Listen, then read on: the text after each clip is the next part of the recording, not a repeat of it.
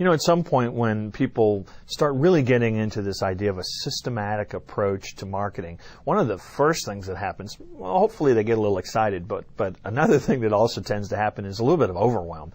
In some cases, it's the first realization that there's a lot to this. There's a lot of stuff I have to do. And my experience is sometimes when people go into overwhelm, the reaction is they just shut down and they do nothing. And so that's the point where I really like to tell people, relax. I mean, how many of you plan to be in business more than a couple months, right? You can take some time to do this. So what I suggest is that everybody go out and get just the largest calendar they can find and hang it up on the wall. And the idea is that marketing needs to become a habit. It's not something you do because you went to a workshop or you read a book and now you get all whooped up about it. It needs to pervade your business. It needs to be a much larger part of your business than it is today.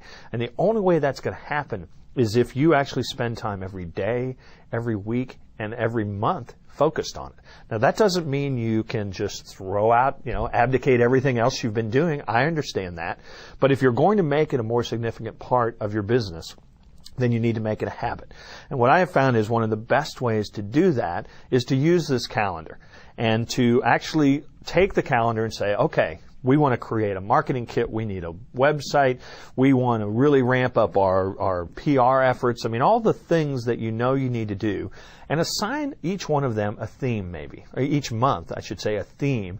So that you can tackle July is going to be our website month.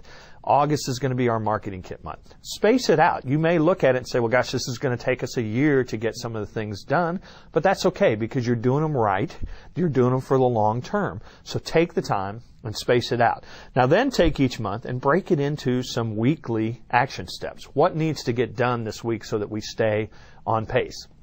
And then the last thing I like to tell people to do, and this can be the owner of the business, this can be whoever's charged with marketing, that you actually make appointments with yourself or with your team or with a vendor or a supplier, and you make those, maybe every day. And maybe it's a 45-minute appointment, but book it off in your calendar because one of the things I have found is that if you wait to the end of the day, you wait to the end of the week, something else has stepped on it and got in the way and called and cried a little louder than marketing did.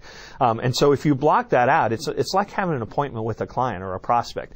If you make the appointment, you're probably going to keep it. So that's the way to really use this whole idea of calendaring.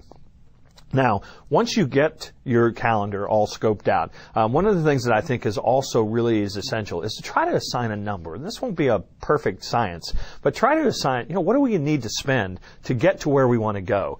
Or what do we need to commit to over the course of the year? Because one of the things I've also found is that creating that number, finding a way to commit to it and to putting it into a budget, and I hate to use the B word because I know a lot of small businesses don't like to work that way, but actually, if nothing else, committing to, I'm going to spend this money, I'm going to spend it smart now that I know how, but I'm going to commit to it. In a lot of cases, then what will happen is at the end of 2, 3, 4, 5, and 6 months, you've stayed on plan, you've committed the money because you had a plan and you said you would, and all of a sudden, a lot's happened in 6 months. And so having that kind of plan, having that kind of calendar, and then assigning a number to it, whatever you want to call that number, assigning it to it and saying, we're going to do that, and committing to it for, say, a year, as opposed to the idea of the week syndrome, which unfortunately too many people live by.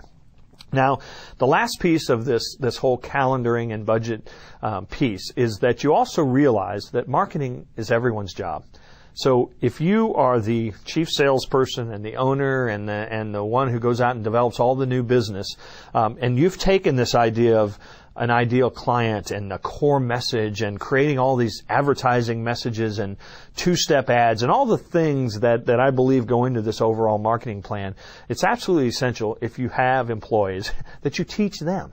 Here's who makes a great client for us. Here's our core message, or here's how to talk about our business if you're out at a networking event. It's amazing how often people get locked into their little cubicle and their little job, and they don't feel like marketing is really their function, partly because you haven't made it their function. But this will either scare you to death or really encourage you.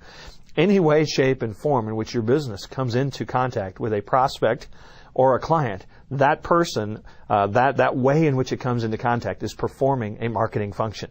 So wouldn't it be great if they absolutely knew how to talk about your business, they knew how to talk about how you're unique and different, and could actually even answer the phone and say, yes, we have that on sale this week. So make set meetings, whether they're weekly or monthly. I would say monthly at a minimum.